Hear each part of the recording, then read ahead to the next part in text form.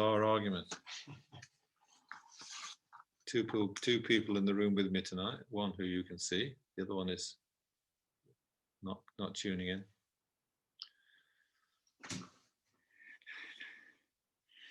So who have we got?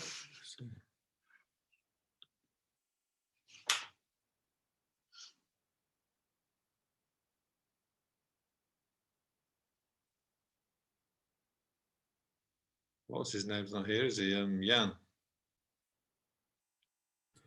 No, not yet. I can give him a social nudge on WhatsApp.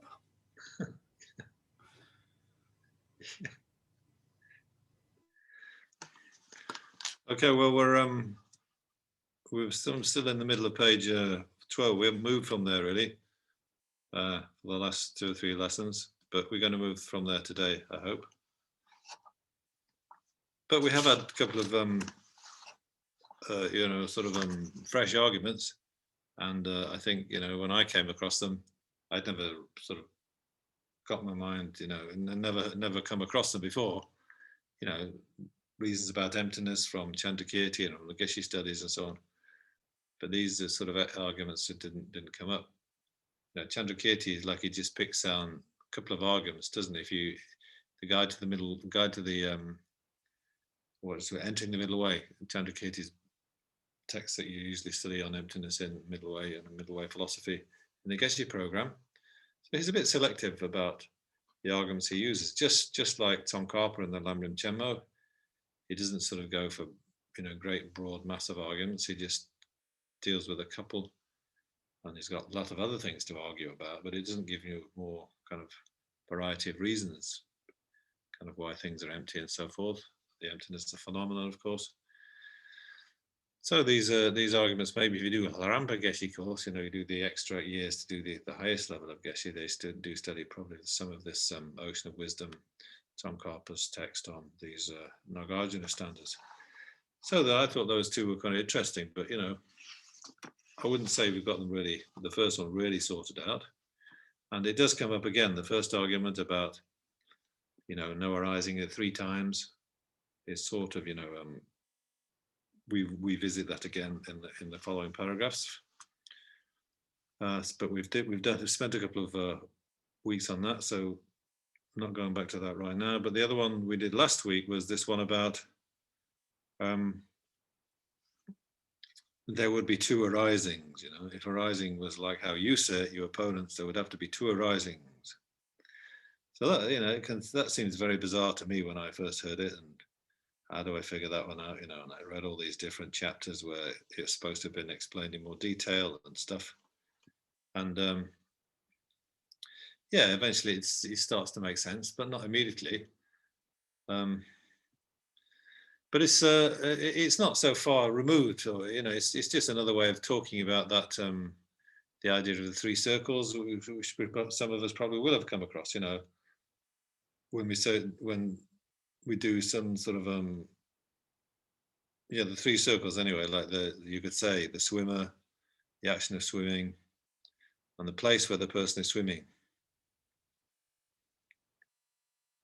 or the walker, the act of walking, the place where the person is walking, or eating, the eater, and what the person is eating, the object that is being eaten. So all those link-ups of person, the agent, the action, and either what the action is being done to, in the sense of like a sandwich being eaten, or where the action is taking place, like the ground that a person is walking over, or the water that a person is swimming through. So all those 3 are kind of they're all mutually dependent, mutually interdependent. So it's basically like that, really. And that's not so difficult to see. I mean, obviously, just knowing that and intellectually understanding, oh yes, they are all independent. You can't have a swimmer without an act of swimming, and how could you have an act of swimming without a swimmer who's doing it? But the swimmer can't be the act of swimming. The swimmer is a person, a dog or animal or something, and the action of swimming is, something different. That's something they're doing, like an action, not a being. So they've got to be different, but each one mutually reliant upon the other, and the place of the action, place where the action is going on, is also going to be there too. Yeah, so you see those are all mutually independent. So that's basically it, really. And then to go from there to actually realize the emptiness that these if any one of these three is therefore empty of inherent existence, and that's still kind of really a bit too subtle for me, at least. So when Nagarjuna says, "Oh yes, if these three were all inherently existent, then, or just take two of them, the swimmer and the act of swimming," he just deals with two at a time.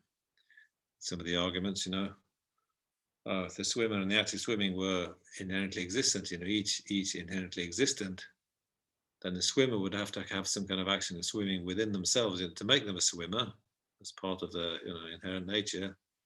But then you've got the action of swimming, which you agree is inherently different from that swimmer. So that action of swimming, that's another action of swimming then. So there have to be two actions of swimming if you say the swimmer and the act of swimming are, kind of both inherently existent. Like that. That's the lower school's position, which I don't want to give up. So that's the same with arising. Like the actual argument here is about arising. There'd have to be two arisings, but it's just the same argument, really. There's nothing special about arising in this context. In other contexts, arising is a very special kind of action, but not in the context of what we're just talking about here. So not going any further into that then. So the conclusion is that there's no arising in the present using those two arguments I've just mentioned, and there's no arising in the past. That which has already arisen doesn't arise. There's no arising in the future. That which has not yet begun to arise. Nobody's going to really insist that that's arising. So according to Nagarjuna, he's refuted arising each of the three times. So that's part of the project of the chapter. Then you've got to refute arising, lasting and ceasing, and if you refute those or even any one of them, then there can't be any conditional phenomena or conditioned things or compounded things or composed things, whatever you're going to call them. Yeah, so that's as far as we got then. So I'm not really going to go over that ground again unless you've got questions. But there's more to come, so we can just get on with it.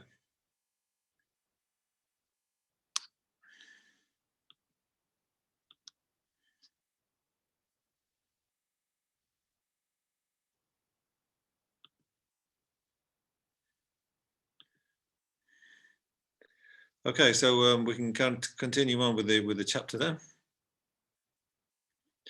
So this is the last paragraph on page 12. So this is kind of going back to the first argument. When we look amongst the three times, where do we find arising? Where is there anything that actually is arising? So first we have to go back to that. And this is Budapalita's take on it. I try to explain it to myself, using Tsongkhapa's words, and that's what I put in the end note there, thinking that Tsongkhapa is a bit easier to understand than Budapalita. Budapalita says things, and he really don't quite know what his position is. Tsongkhapa sort of explains it a little bit more, and then brings ideas in from Chandakirti and so on. So it's a little bit easier to use Tsongkhapa. But just looking at what Budapalita has said, which is related to the first argument. It's not the whole of the first argument, but it's certainly going over that ground again. And I'm not saying it's going to be easy, but given our exposure already, then it might be a sort of halfway to understand it. Okay, so he gives those two very quick remarks. Then there's no arising in the present due to the fact that the non-existence of arising apart from the arisen and the unarisen. And then the second argument, then it follows, there will be two arisings, So he just gives those in a brief. Then he says, moreover here, that which is arising would surely either be something which is partly arisen and partly unarisen, or other than that, wholly arisen, or else unarisen. Wholly completely arisen or completely unarisen, or something which half arisen, half unarisen. So you've got those three possibilities. So yeah, well, that sort of sounds reasonable. Or does it? Maybe somebody thinks, well, there is something that is arising that is neither of those three. It's not partly arisen or partly unarisen. It's not wholly arisen. It's not wholly unarisen. but then what would it be? So he's taking the first one then, the first possibility, that arising really has to refer to something that's partly arisen and partly unarisen. We saw there was some sense in that. There's some truth in that, isn't there? You know, like a person reading a book is half read, half unread, or a chapter is half read, half unread. Somebody knitting a scarf, I'm knitting the scarf, and you know, the fact is that half of it's knitted, or part of it's knitted, and part of it's unknitted. So they're in the middle of it, right? So they're doing it. So the scarf's arising at that point. But he says, you know, he's using his sort of ingenious arguments. Okay, so if you take the first one then, so second sentence, there, if arising gives rise to the unarisen, gives rise to the arisen and the unarisen one, you know, so that's partly arisen, partly unarisen, then firstly, the arisen part of it is not caused to arise by arising. The arisen is not arising. For what reason? Because having arisen, it does not become that which is arising. And that which is arising arises, it is said. Yeah, so the bit that has arisen already then, he's not going to allow that's arising, that's already arisen. So that kind of makes reasonable sense. But he's you know, repeating this point now. Or if the arisen part arises without any arising, the rest of it also arises similarly without any arising.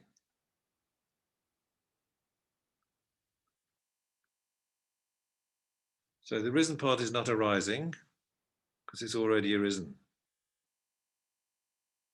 But then he says, okay, but if the arisen part arises without any arising, so is that this is kind of a new argument or an additional argument? I guess or, I don't see why or is the best connection there. So, okay, let's say the arisen part arises without any arising. Well, no, who was saying that? You know, we say the arisen part has arisen. But I'm just, you know, just translating everything as carefully as I can, you know, the verbs with the right tenses and everything.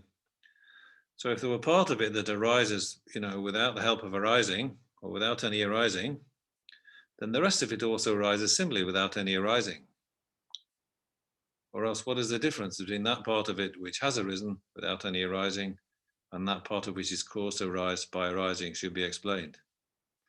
So if the opponent, he concedes that the arisen part, that's not arising. So there's no arising for the arisen part.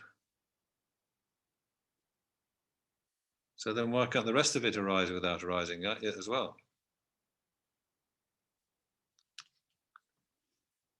But the arisen part, we say, well, it had arising at the time when it was arising. It just hasn't got any arising now. It's already arisen, but Budapalita seems to be like a bit tricky, you know. So if the arisen part arises without any arising, then why can't the rest of it also arise without any arising? Yeah, so one part arises without any arising, another part arises that does need arising. So, you know, it's a little bit kind of, you know, not quite comfortable with that. But yeah, if one part of it could arise without any arising, then why can't all of it arise without arising? So, you know, that's fair enough. But who's saying the first part didn't arise without any arising? So it's quite sure what it's getting at. I have to think about that a bit more. So that's one argument. But again, he's just taking another argument now, top of page 13. Also, if the arisen part of it is again caused to arise by that very arising, in that case, arising gives rise to the arisen, but does not give rise to that which is arising. Yeah, so one thing you have to remember then is that arising is the cause here, right? These guys say that arising is the cause of the thing arising. You know, we don't usually think of that as arising being the cause of, you know, the arising of pot's not the cause of pot. It's just something that happens to pot, or pot does or something. Yeah. But these guys are this complete peculiar idea that arising is part of the causal, you know, part of the causal network. I mean, they will accept, you know, in case of, they will accept, I think, in case of, you know, cloth, as we're going to get down to. They do accept the loom and the weaver and the yarn and the wool, they will accept those ordinary causes, which we'd call causes, but in top of that, they have arising as a cause. So it's not, that's part of what Budapalita is trying to refute, but I think he's just trying to refute the idea of cause that these guys have got. Even if you pick a sensible cause, like, seed being the cause of sprout, or, the wet clay being the cause of the pot. So even those causes he's refuting, not just this sort of specialized cause that these people who believe that arising is a cause. He's not just refuting that.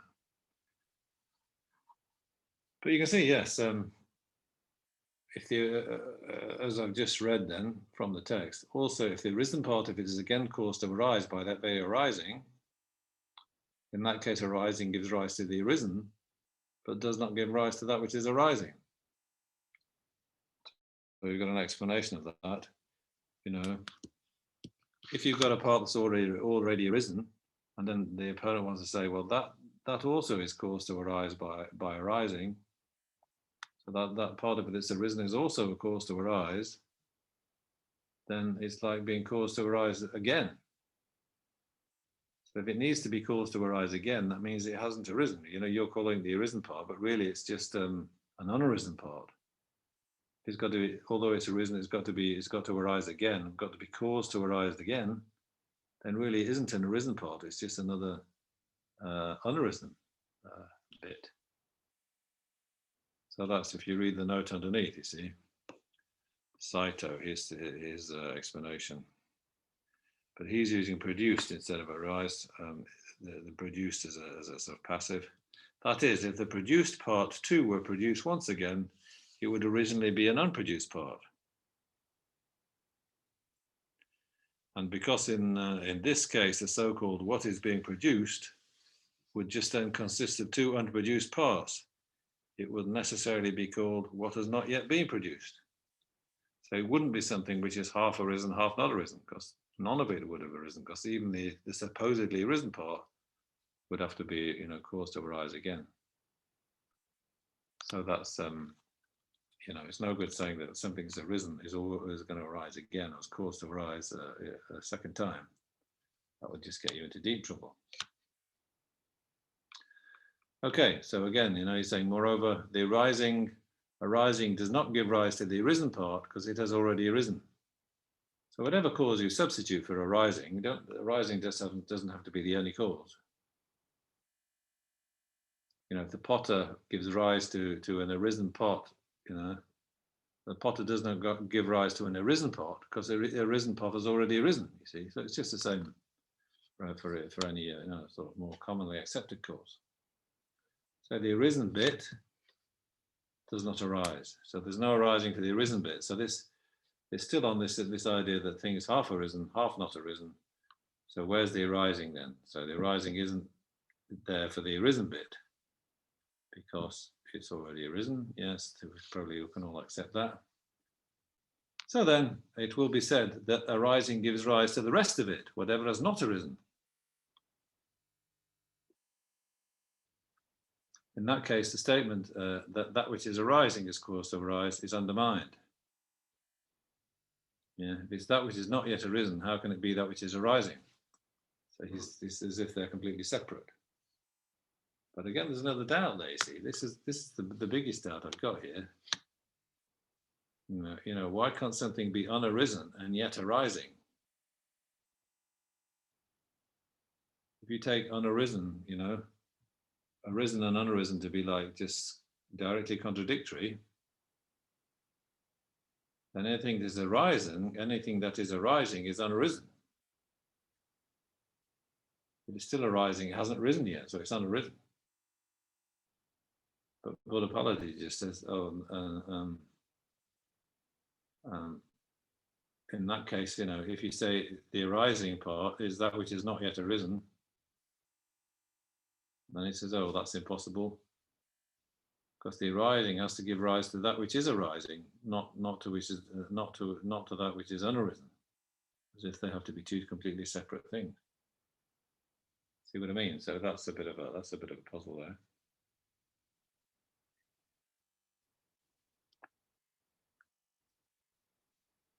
So there's that's a complication I'm still scratching my head over. But if you go back to the verse number 14, which is just across the page there, arising or arisen or not yet arisen, none of these arise at all, are spelt out by being gone, gone and not gone on. So that's splitting the action into three: present, past, present, and future. And Tom Carper specifically says, if you remember, what does the unarisen or not arisen mean in that verse? It means that which has not yet begun to arise. So if you remember, if you look back to the end note on this, so then you make a clear distinction between the arising, so that which is in the process, and the not yet arisen in the sense of not yet begun to arise, where the causes and conditions haven't yet started to interact. So the process of arising hasn't begun. So that's the future. But Budapalita, you don't, and Nagarjuna, they're not so clear. If you split it into three, like in the verse, then yeah, you naturally think, yeah, they're talking about the past, present, and future. That which is where it's happened, that which is happening, and that where it is not yet begun to happen. But if you just split it into two, arisen and not arisen, then the arising could be contained in the unarisen. It's arising, therefore it is unarisen. But Budapalita, in his remark, he seems to say this, the first paragraph here, then, and this is all he says about it.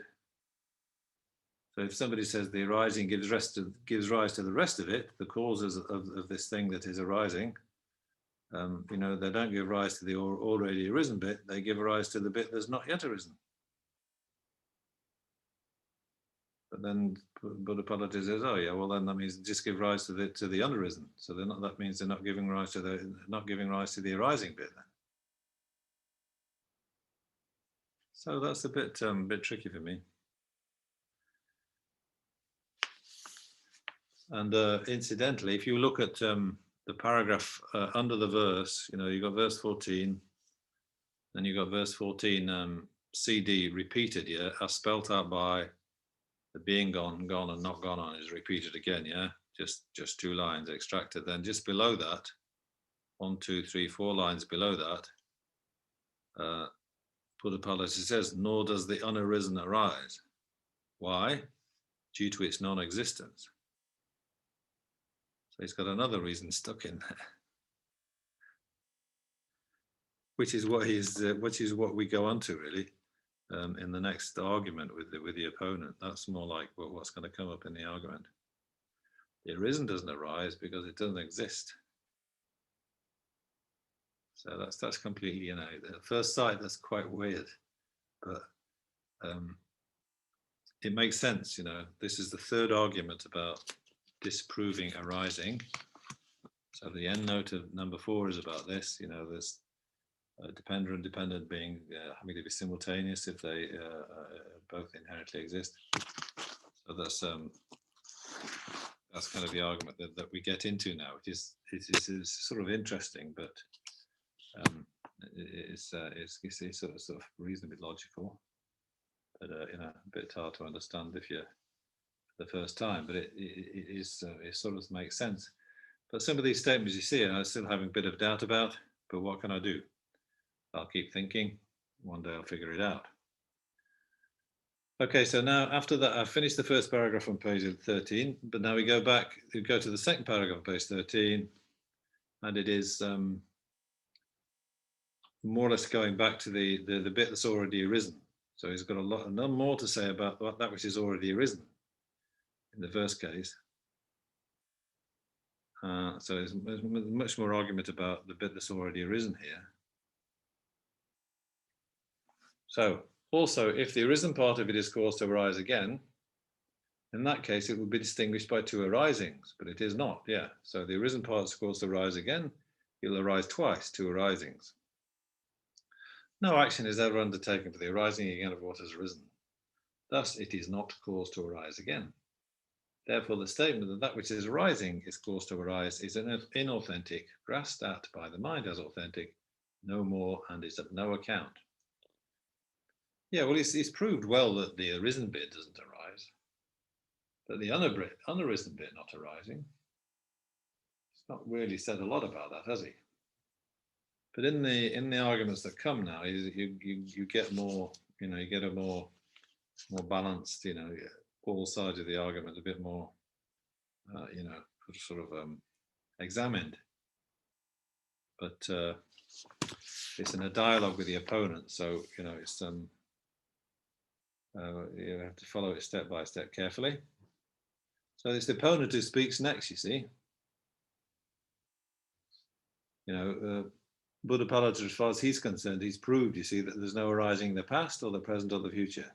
So therefore, arising does not cause anything to arise. So that's, the opponent's peculiar view that arising causes things to arise, but it doesn't do that because it doesn't do it in the past, present, or future. But for arising, I say we can substitute some other cause, which is a more sensible cause, like the potter causing the pot, or the weaver making the cloth, and so on. So the opponent's not satisfied. The opponent makes a statement now. He's insisting on common sense. He says, look, the arising of a pot and so forth is observed. It is apparent that actions are engaged in for the purpose of a pot. Therefore, there is arising. It may be said that that which is arising is caused to arise independent upon arising and in reliance upon arising.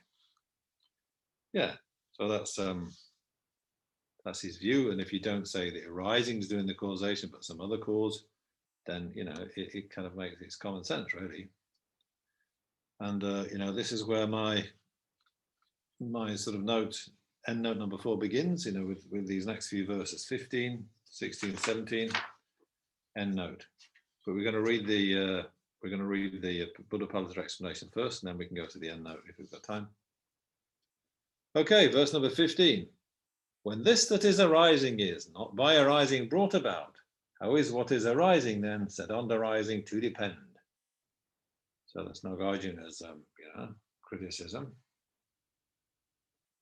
So whatever is arising is not brought about by arising. So how can you say that that which is arising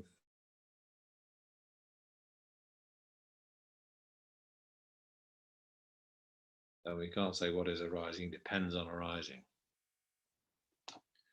So Budapalita is backing him up. When the declaration that this that is arising is brought about because there is arising is not so and is impossible, how is it that that which is caused to arise? How is that which is arising caused to arise in dependence upon arising? So that which is caused to arise cannot depend upon arising. But the opponent says, how is it impossible? How is it impossible that arising is brought about because there is this arising, that causes it? Everything's going to be caused, So the response, no straight answer, but something getting the opponent to kind of explain on in terms of an example. So response first, dependent on the arising of cloth. What is arising? So remember that this opponent, then the arising of cloth could be the cause of the cloth, right? The arising in terms of cloth, that's one of the things that causes arising. So remember, arising of cloth here probably means that he thinks that's causing, causing cloth. Independent on the arising of cloth, then what arises? So the statement says, so Buddha, the opponent says, cloth itself is arising. So, in English, we have two present tenses. You could say cloth itself arises. It depends on the arising of cloth. What arises? Cloth itself arises. But I put it in the present continuous tense, thinking that might be more easier to, get your mind around. But maybe you could translate that as just cloth itself arises. It may not make much difference. Okay. So the guy is making a very sensible statement. Cloth itself is arising. Cloth is arising. But we've come across these problems before, yeah. If you say sprout is arising, then it sounds all right, but you have to be careful to know what you're saying, And, arising at this point becomes a funny verb, right? That the horse is eating, we can understand it's sort of simultaneous. Yeah, the horse and the eating are simultaneous. But when you say cloth is arising, isn't the arising supposed to happen before the cloth? The arising is like something that leads into the cloth being there. So it's a bit of an unusual situation. So that's what Budapalita is coming down on, you see. Response. If it is cloth at the very time when cloth is arising, because if you say cloth itself is arising, you get the idea it's the cloth is doing the arising, right? If you take it the wrong way. So that means the cloth is there when it's arising. Cloth is the agent of its own arising, so it's there when the cloth is arising, because it's doing the arising. But, says Budapalita, if it is cloth at the very time when cloth is arising, in that case, what is the purpose of the arising? In the statement, the arising depends upon which that which is arising is caused to arise. This is not tenable, because there would be no difference between the two being arisen and arising. If cloth is there at the very time when cloth is arising, then what's happening? It's already arisen. So why would it need to arise, basically? So therefore, Budapalita says, that which is rising is not cloth. Now I put in brackets at the time of its arising, right? But Budapalita didn't say that. He just says, therefore, that which is arising is not cloth. And he's aiming that statement at somebody who grasps it in inherent existence. But you can see it kind of makes sense, right? In the sense that cloth cannot be doing its own arising in the sense that cloth is there doing its arising, like the horse is doing the eating, the horse is doing the eating, so the horse and the eating are together, or the walker is doing the walking. Graham? It could be simultaneous, but not here. Yes?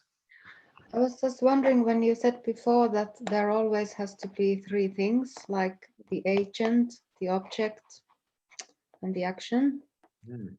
So if cloth is actually the object and arising is the action, then what is the subject which is doing the arising? Well, I think you have to say cloth is the agent doing the arising. The cloth is the agent. It's a subject, or whatever you call it. It's not the object. It's the grammatical subject of the sentence, isn't it? But I mean, if the text is saying that cloth cannot be arising because it's already arisen, in that case it wouldn't be the subject. Couldn't it be the object? It's like the end result of the action, but what is doing the action then? Yeah, but I mean, if you had to put it in grammatical terms, it's like saying, the horse is drinking, the horse is the one doing the action. So when you say the cloth is arising, the cloth is the one doing the action. But the paradox is that it's not there at the time of the action. But still, in terms of the way these masters like Nagarjuna and Chandrakirti are understanding it, cloth is still the agent. But it cannot be an inherently existent agent, see? So that it's all pointing to the fact that it's only the agent. You have to impute it somehow, because it's not there at the time of the action. Then, you have to point at the wet clay that the potter's got on the wheel and say, "Oh, look, there's a pot arising." So that's true, but it's only true in the perspective of somebody who knows what's happening, and has made that decision. Maybe it's a correct decision. It's not, it's not a wrong consciousness. But it's only a pot arising in the sense that there's an informed observer assessing the situation, and that's what they're sort of perceiving. But if it was a pot inherently arising by way of its own power, the pot would have to be there doing the arising, and that's impossible, because the pot, that's the whole point. During the arising phase, the pot isn't there. So this is like an argument against inherent existence. But I think you've got to say the pot is the agent all the same. And even the guys who believe in inherent existence, they would still have to agree to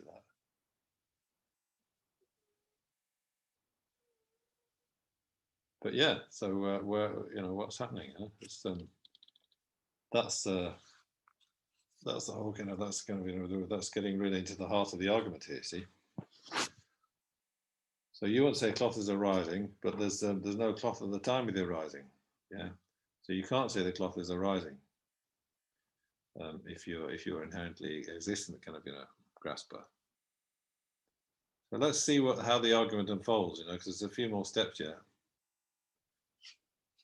So of course we'd say, well, what is arising? The cloth is arising. So we'd say that. But if you start, you know, investigating and you start to have these doubts, yeah, well, okay, there's no cloth there. So if the cloth is arising at a time where it doesn't exist, then isn't that a bit of a weird statement? You know, you start to get, you know, start to thought that makes you think a bit. If it is the cloth, if it is cloth at the very time when cloth is arising, in that case, it's already happened. It's already arisen. So how can you say it's arising then? You know, if it's arisen, it doesn't need to arise. So there's got to be a difference between arisen and arising. So therefore, at the time of the cloth, there's no cloth. So there's no cloth which is arising, according to you see. But this is it. We're saying the dependent and dependent, you know, the agent and the action. If you accept inherently existence, they've got to be simultaneous. We've said this several times over the weeks. So why is that? You know, well, you know, that comes up in the end note, and it's not specifically like explicitly stated like that by Budapalita. Tsongkhapa states it explicitly, but we're just following Budapalita's time, you see. So don't get too much into the deeper explanations. Just see what the argument is. So you're saying, okay, so you can't say what is arising is cloth then. So what is arising? What's there at the time of the arising? Let's say then. What's there at the time of the arising? It's not cloth. Yeah, well, you know, think about that, you see, because say somebody is weaving cloth, like our scarf that's being knitted, you see, or you could have a long piece of cloth being woven on a loom, and on a loom, sorry. And, you know, have you ever seen it? You've probably seen it being done one way or the other. I mean, I've seen it done in the villages around Dharamsala. The people used to weave blankets, you know, from their sheep. It was the people around Dharamsala, not the Tibetans in Dharamsala, who were like refugees. You know, they were just selling trinkets to the tourists and sort of feeding the tourists, you know, and tea shops and you know, souvenir shops. But the villages outside, they were the local Indian people, and the Gaddis. They were like a sheep herding people. They had these little farms, they had these little bits of land, but they couldn't grow anything. There was like a cash crop or anything. They would grow like barley in the winter and sort of maize in the summer, and they would sort of have the basic kind of, you know, food stuff for the family, hopefully. Although, you know, the fields are pitifully small, like on these terraces. So, but no cash crop, nothing like that would be sold in the market would seem to grow on these fields. Little bits of garlic and stuff, but nothing that would actually bring an income in. So they had sheep, you know. Then all these Himalayan hills are around, so the sheep would graze on the hills, you know. So there's a lot of kind of quite long distance, you know, sort of sheep grazing. You know, they take the sheep over the first high mountains around the Dharamsala area into the next, you know, hills beyond those, and the next ones beyond those, go right as far as, you know, right over the Himalayas, go very long distances, you know, climbing all these high passes with these sheep. And experts had it, you know, a very, very hard life. And, you know, and then before the sort of snows of winter started, the snows of autumn, they would come back with the sheep. But they're very good grazing over there on these high pastures in the high mountains. But it's a long way away, but that's the summer grazing, you see. Then in the winter, they bring them back over the mountains, back to the Dharamsala area, and they would graze in the woods below Dharamsala sort of through the winter. And so they did produce a lot of meat, you know, and that was a bit of a cash sort of income for them. And they also wove, you know, from the wool of these sheep. And I had a couple of blankets that I bought from them. They were really excellent, really soft, but quite, you know, strong things, handmade, and I really like that, impressive, beautiful items. Not kind of high level of art or anything, but, you know, just kind of, you know, good workmanship and proper wool, you know, the real thing, not just some fakey plastic fleece, you know. So I really like those blankets. So you can say one blanket is say 2 meters long or 2.5 meters long or 1.5 meters long or something. So when you're weaving it, because they were woven on looms, you know, and in ancient India where Budapalita is talking about, probably the weaving cotton, you see. Sort of a hot climate, but you know, in the mountains, same thing, but just using wool.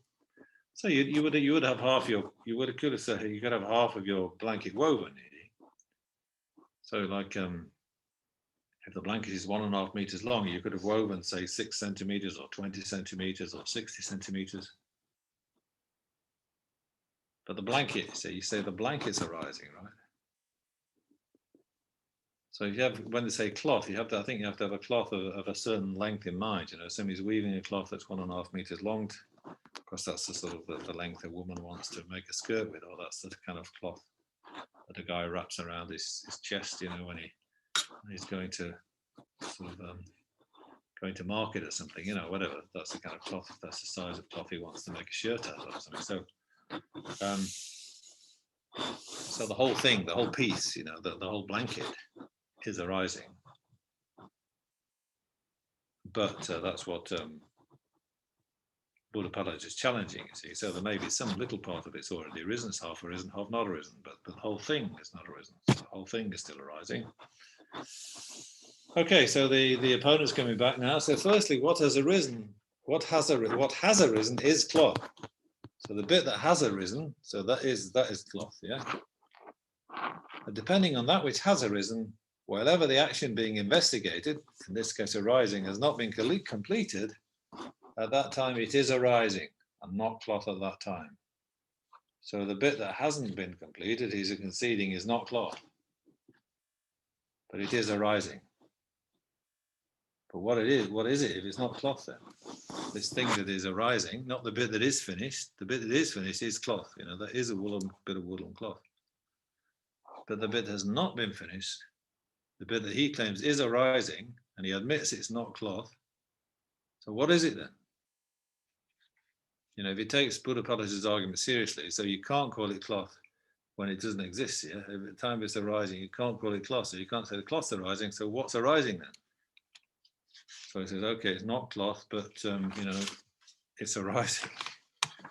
But what is arising?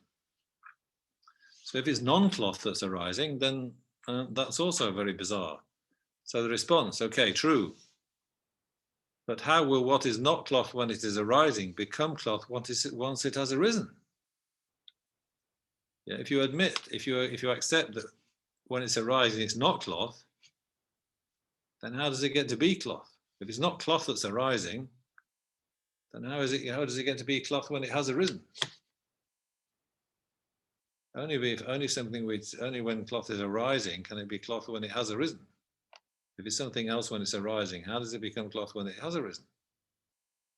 You know, when you make wet clay, you're making a pot, right? So it's not the wet clay that's arising, that's the wet clay that's becoming. So if it's not the pot that's arising and it's not the wet clay that's arising, what's arising? Something else? So in like fashion, if some one thing is arising, it will not become something else. If it did, there was straw mat were being produced, it could become cloth, but it does not. Yeah. So the thing which is arising, if it's not cloth, then what is it? Something other than cloth. What? Straw mat. Or you could say the wool is arising, but the wool's already arisen. The threads, you know, the yarn of the wool, that's already there. That's not arising. So what's arising? If it's not cloth that's arising, it's something else, a straw mat, you know, that's even more stupid.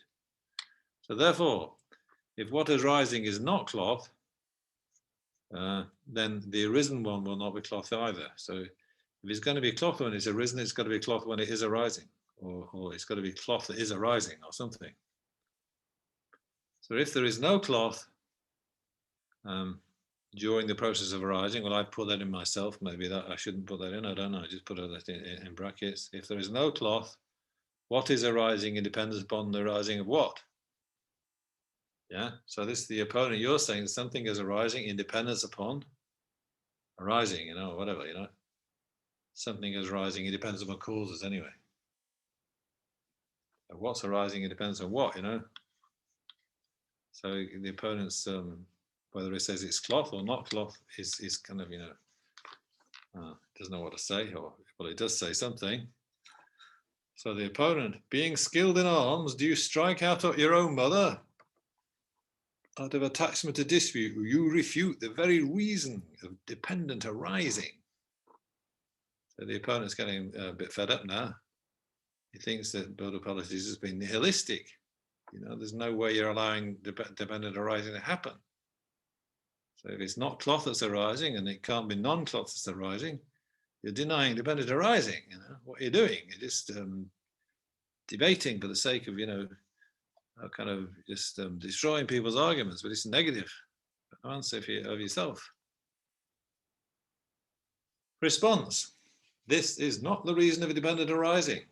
According to those who propound dependent arising, there is no thing that is arising. There is no arising of a thing that is arising. The meaning of a dependent arising is this. Dependent on what comes forth, or it and that of own being free. So that's the conclusion Budapalita wants you to draw. You see, there's no inherent being, there's no own being. That is dependent upon the cause, what comes forth from that cause, they're both the same, yeah? It and that, the cause and the effect, both of them are of own being free. They are free of inherent being. Well, the word is in Tibetan, or the word in Sanskrit can mean like pacified of own being.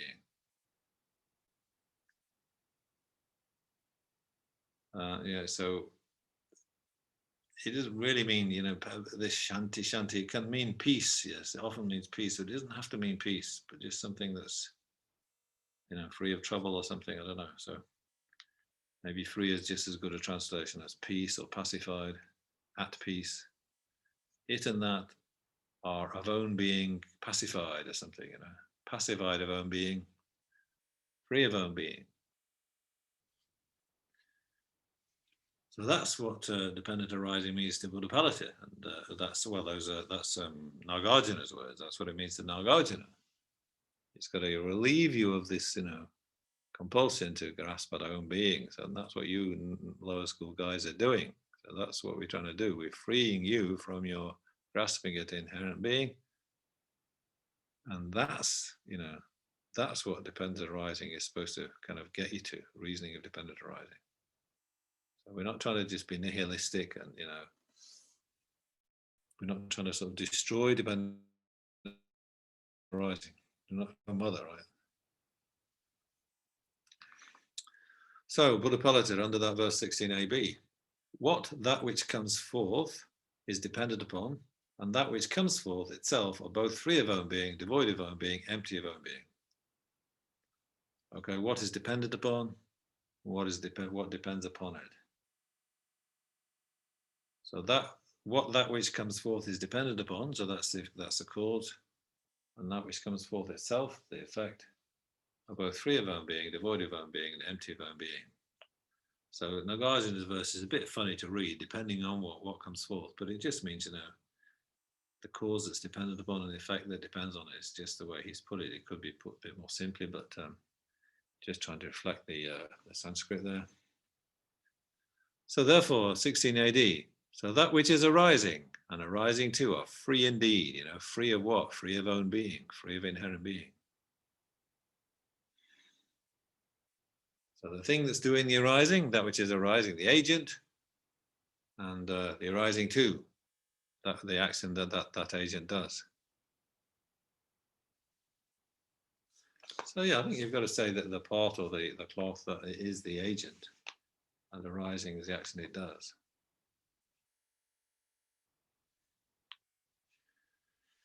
Okay, so not this explanation, just sort of finding the opponent's kind of explanation and refuting it. Doesn't really put forward his own view about well, let's read on just to get to the end of this section. So we go up to the end of verse 17 in commentary, to get the full argument here. Therefore, because what that which comes forth is dependent on, and that which comes forth itself, it and that both are free of own being, devoid of own being, empty of own being. For those who propound dependent arising, that which is arising and arising both are free of own being, devoid of own being, empty of own being also.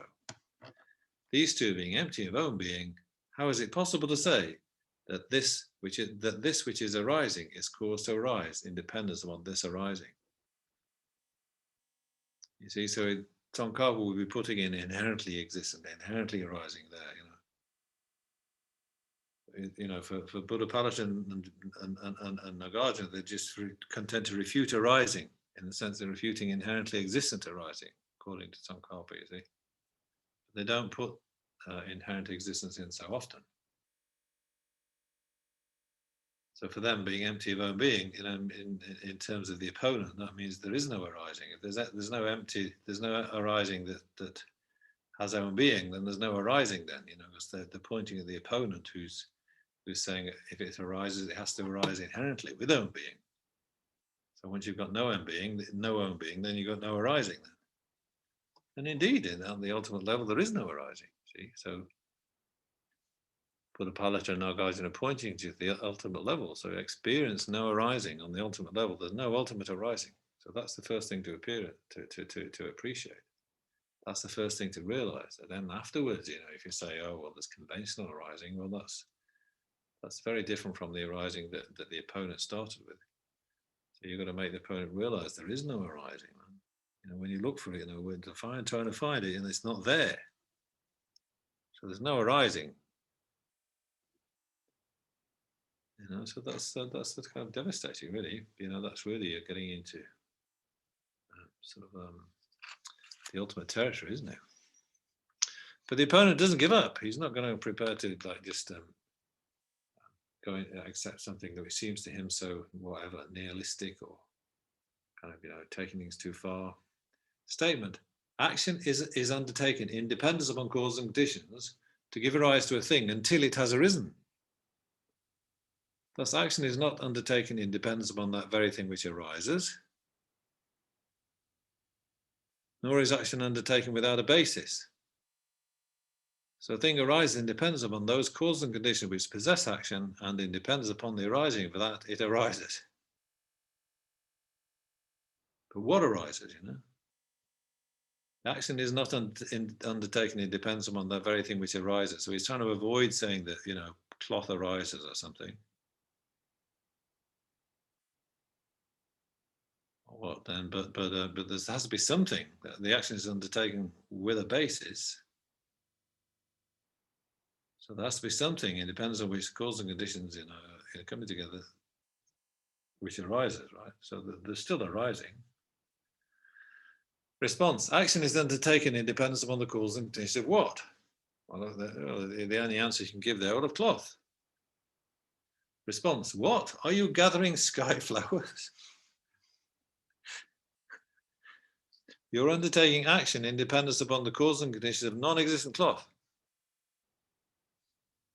So which is it? You're trying to say the cloth exists, but at the same time it doesn't exist, because the one that's got to exist to do to the action of arising, but then if it exists at the time it's arising, then that's that's obviously just complete contradiction. So you've had it, If you want real arising, you're not going to find it.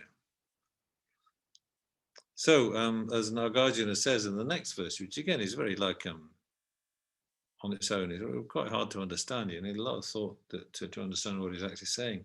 If any unarisen thing at all exists in any place, it could arise. There's no such thing. And so what is there to arise?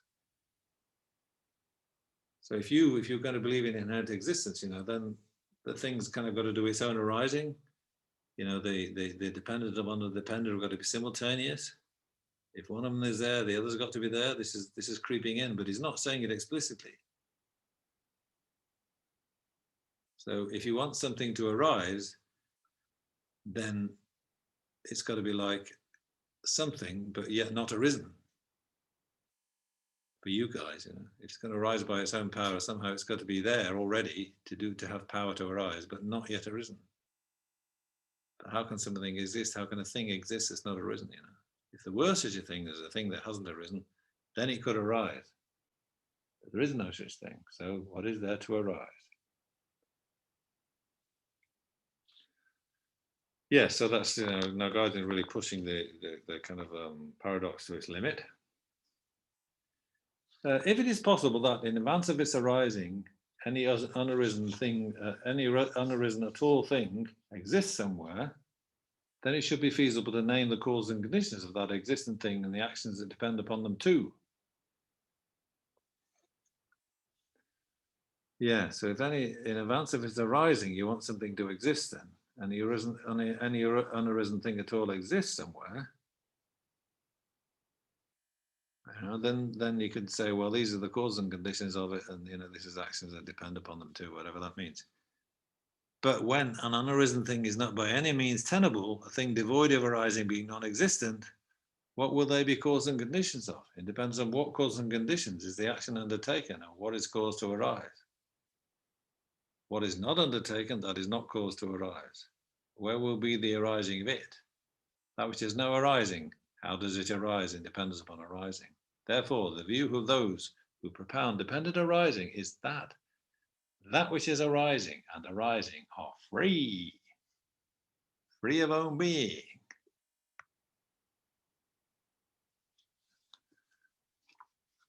But yeah, it's what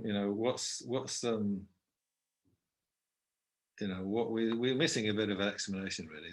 They don't give enough explanation to really figure out what's going on.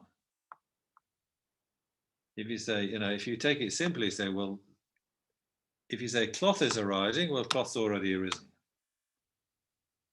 So that's nonsense. Can't be the cloth which is arising. Cloth doesn't exist at that time.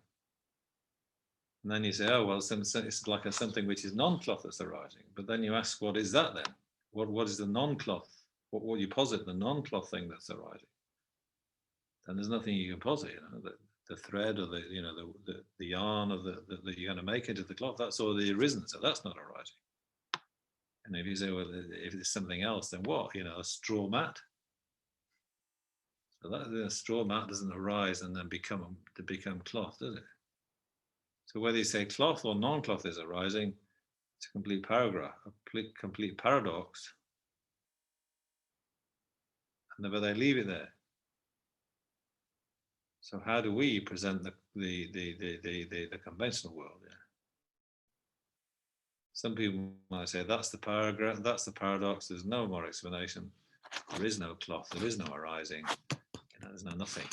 And that's how you've got to leave it with Nagarjuna. It's like, that's the truth, because the ultimate is the truth. Anything that isn't the ultimate is not the truth. It's just, the kind of, images and dreams and kind of, projections that we move around in because of our ignorance. It's only cloth because we're projecting it out of our ignorance. Otherwise it's just the clear-line mind that's just going to sort of reveal itself. It's just meditating on sheer emptiness. But Tsongkhapa's not like that. He likes to put the conventional world in as having some validity. He's not saying the cloth is just a mere projection of ignorance. And the only truth is the ultimate truth. He's saying there's conventional valid cognizers of conventional phenomena. So he's got a little bit more to say than Nagarjuna and Budapalita kind of really express. They hint at it, but they're not explicit. So you've got a bit of Tsongkhapa help here. So this is endnote number 4 with regard to verse 15 to 17 of chapter 7. And I've called the note dependent and dependent upon. I would say dependent and dependent upon simultaneous. If I was revising this note, I would say dependent and dependent on simultaneous. So that's what they have to accept because they accept inherent existence. But we don't have to accept that because we're clever, We can say cloth arising even though it's not there at the time it's arising. Because we just posit it as arising because it's going to arise at a later date. So we know it's arising, so we can say it's arising, but it's only because we're seeing it that way because that's the way we're coming at it, because we've got a bit of experience. We can't point to the cloth and say, look, there it is really from its own side arising, but we don't expect to find that. We don't claim there's that kind of arising. We just claim there's merely positive arising. And that we're satisfied with that, because that's the way the world works. But still, the merely positive arising is arising. Just don't grasp at it to exist from its own side and get into all the confusion. So really subtle. So there's just a one-page note here. I don't think, maybe we've got time to read it all just quickly before we stop. So this is page 32 then, right?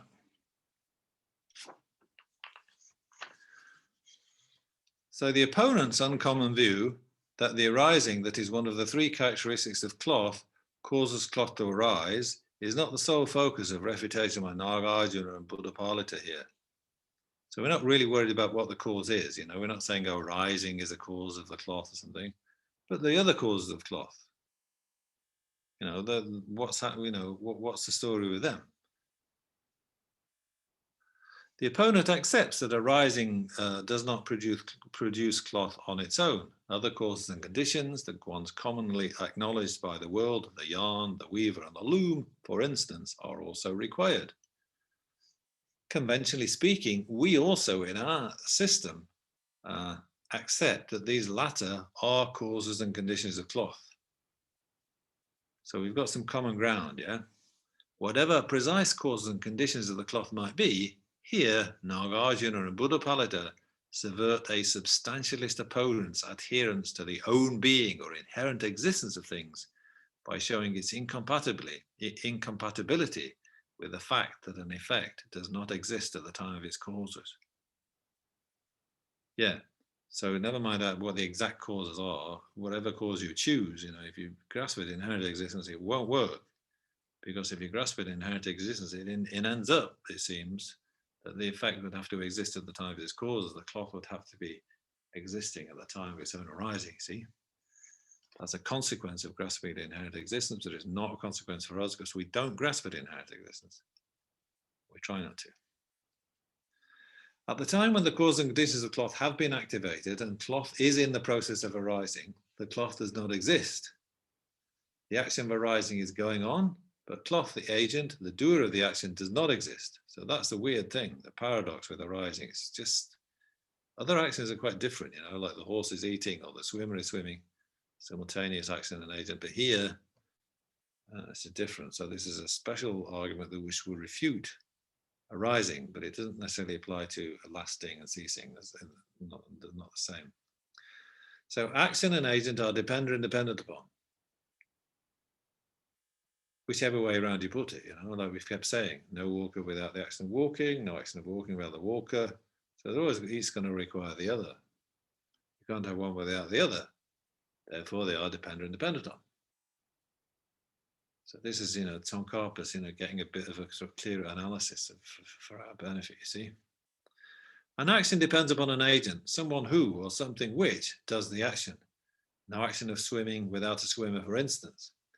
If the dependent relationship of action depending on the agent were inherently established, if it was right within the very own being of the action of the arising of a cloth that it depended on that cloth, then the cloth would have to be already there at the time of the arising of the cloth. The action of arising and cloth, the ariser, would be dependent upon at all times, never one without the other. So if the inherently dependent upon, it's right within the very nature of the, you know, the arising of the cloth that it depends upon the cloth, then, you know, at all times the cloth has to be there because, you know, the arising of cloth, the action needs the cloth to be there because it's like it's inherently depending on the cloth. So it's right within the nature of the arising of cloth that it depends upon the cloth. So the cloth's there all the time. And my simpler example or whatever may be, if it was inherently established right within my own being that I was being supported by this chair that I'm sitting on, then I would always be supported here from the beginning to the end of my existence. And I would always have to be there. So I'd have to be born supported by that chair. You know, when I went to put me in my coffin, they would have to put the chair in the coffin as well. That would be a very big coffin.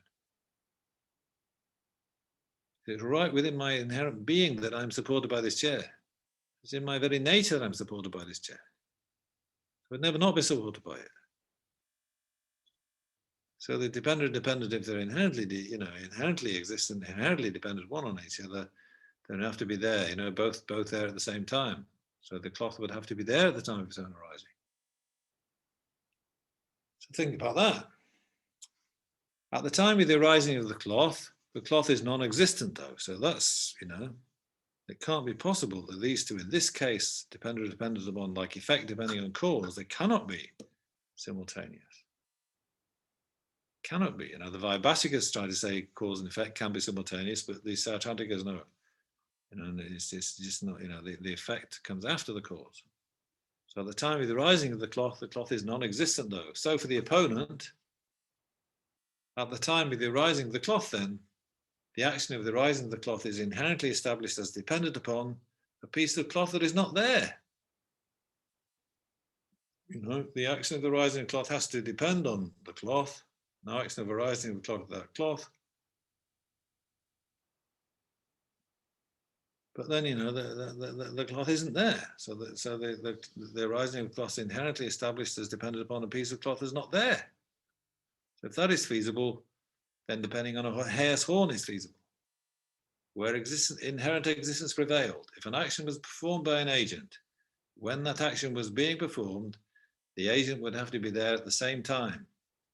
So that's okay in many cases, but not in this one. So the opponent is in a quandary. If he accepts that the cloth exists at the time of its arising, that means the cloth is already established and only then arises, which sounds like a person having to be born from her own mother twice.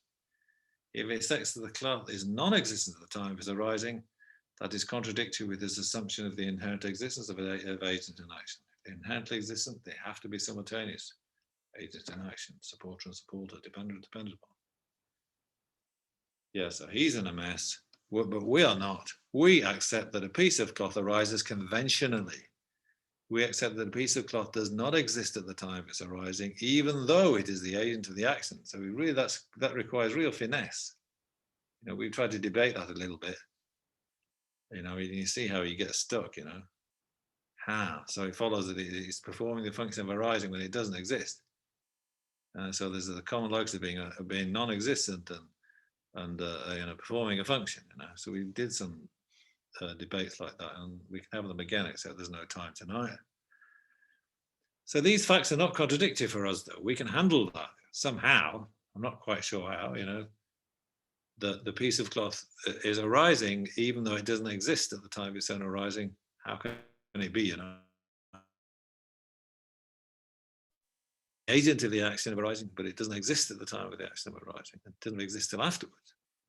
These facts are not contradictory for us. Piece of cloth is not there at the time it's arising, can only be posited as arising at that time by a sensible person who knows what's going on. And that is all the arising we ever claim exists. We can watch the potter at work drawing up the wet clay on the wheel, and from previous experience posit that a pot is arising. Independent upon the future pot, we can picture to ourselves. This is in effect arising from a cause within the domain of our own configuring, within the peace of no inherent being. So that would lead on to a few debates, but time is finished really. Geshe Graham, can I just quickly ask? Yes. So are all actions like this, like the arising of pot? Well, no, because when we said the eater and the act of eating, so they are simultaneous. So this is the funny one, the arising one. The agent, the action which the agent is doing, is occurring when the agent doesn't exist. So what other cases are there where the agent and the action are not simultaneous? Well, I have to think about that. Cloud arising in the sky. What? The arising of... Cloud arising in the sky. Yes, but that's arising. We want another verb. She wants another example, comparable example. The walker when he sleeps, usually in his life is a walker when he sleeps. Supporter. So, yeah, I don't know if is that comparable? Like you can be a walker, but not actually walking. But I think in that case, you're just a walker by the habit of walking. Doesn't mean you have to walk all the time. I'm a vegetarian or something. It doesn't mean I have to be eating vegetables all the time just to prove it. Supporter and supported. I habitually do it. Well, support and supported, that, like, dependent and dependent upon, like, they can be simultaneous. Like, I depend upon my limbs or something. I depend upon my parts. So then the whole and the parts, they're simultaneous in that case, The self depends on the aggregates depend on the self. Person depends on his aggregates, the aggregates depend on the person, you see. So that's, when you talk of parts and whole, it's simultaneous. There isn't such a, there's not some sort of glaring kind of paradox there. Same with many actions, but this arising one is the one that they're picking on here because they're trying to refute arising, and it has a special way of being refuted by the action and the agent are not existing simultaneously, but lasting and ceasing, and pot is lasting, so pot and the lasting action, they're simultaneous, aren't they? Pot is ceasing, pot is going towards its final extinction.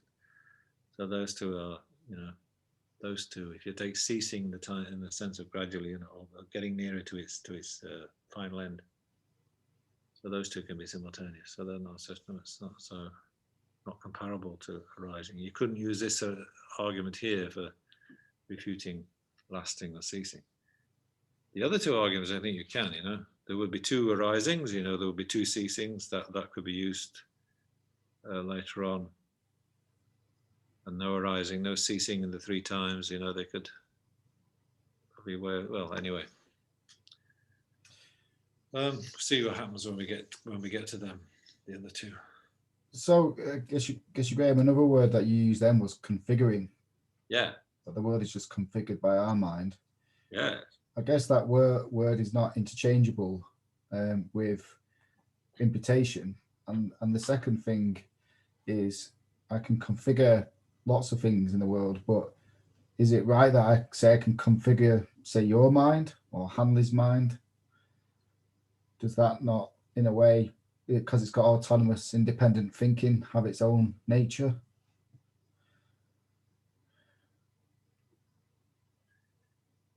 Well, configuring, I think that's like that's rather like imputation. Right. It is as it is. Only it is what it is. Only in the sense it appears in this perspective of our own mind. It has no way of being what it is by way of its own power. It only is what it is in the perspective of the observer. But I think, I came up with this word configuring because I was trying to think about the sense consciousnesses. Like saying the sense consciousness configure red, or configure round or something. I don't know. Yeah. It's the sense consciousness is like acting on the sort of,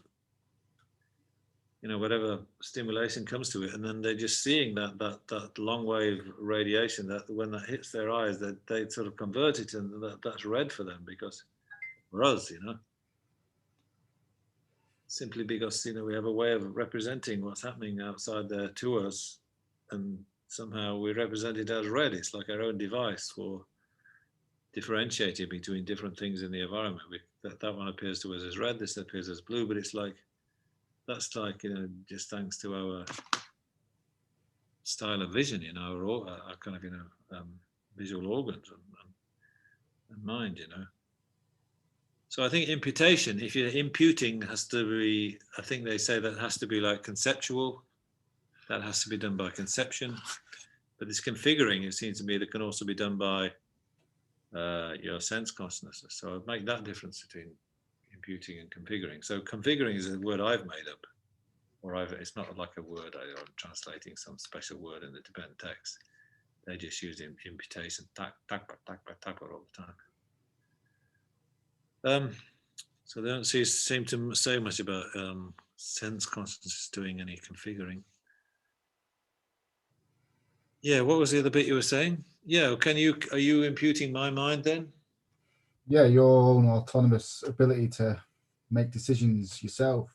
That it seems like somewhat slightly through its own power that you have that I can't influence. Yeah, so you're not imputing me then. You can impute kind of, rice pudding or something like that, or impute.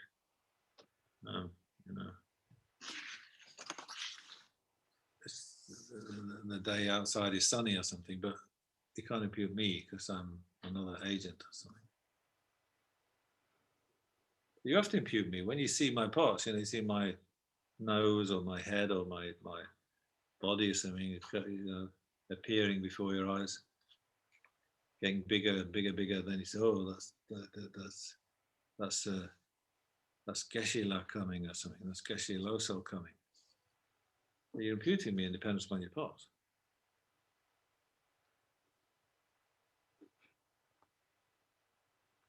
So I say something, oh, it's, the weather's very cold outside, I better wear a big coat. So you compute, he's thinking it's cold. Geshe-la thinks it's cold. Yeah? So he hears the word cold, and I'm shivering, or I'm wearing a heavy coat. So Geshe-la thinks it's cold. You see, so you're imputing. Hear the different words, and you put them together, and you get the meaning. So then you understand. Impute the meaning. It depends on the words they hear or something. So you're imputing what I'm thinking too. I don't know. Everything's really imputed, man. Yeah, it's just your existence isn't necessitated on my imputation. So if I die, I don't know, everyone else is all right. It's just the dependent arising-ness of it seems a little bit different. But yeah, it's something to think about. Yeah, so if I'm merely imputed by you, when you die, why don't I die as well? Because you're merely imputed, I'm imputed by you. Yeah. But I'm merely imputed by conception, not necessarily merely imputed by your conception, maybe. Merely imputed means, like, if you look for the object to exist from its own side, you'll never find it. I must look at myself as aggregates. Where is Losel? Yeah, I can't find it, can you? And then you say, oh, well, Losel is born from his parents. It depends on his food he eats. It depends on the air he breathes. It depends on the water he drinks. So he's got no independent status, because it's just like completely dependent upon the causes from which he arises, same as he's dependent upon the parts. But where's the Losel that has any independent reality? There isn't one. But how does he exist? So it doesn't exist from the object side. It must exist on the mind side, because there's no other way.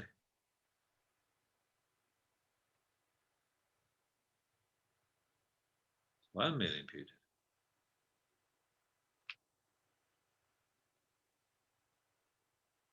Yeah, but yes, tricky. Very tricky. Okay, well, sorry we haven't got more time to debate, but that'll have to do now. And that's the last of the course for the time being, because I'm off to Czechoslovakia on Monday, supposedly. The borders are open.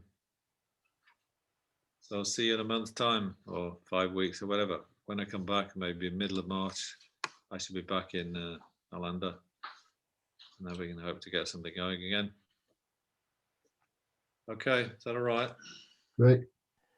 Thank you, Geshe-la. Have a nice retreat. Yeah. And I hope to see you soon. Have a safe travel. Bye. Thank you, Geshe-la. Thank you. Yeah. Bye-bye, Geshe-la. Yeah. Good to see you.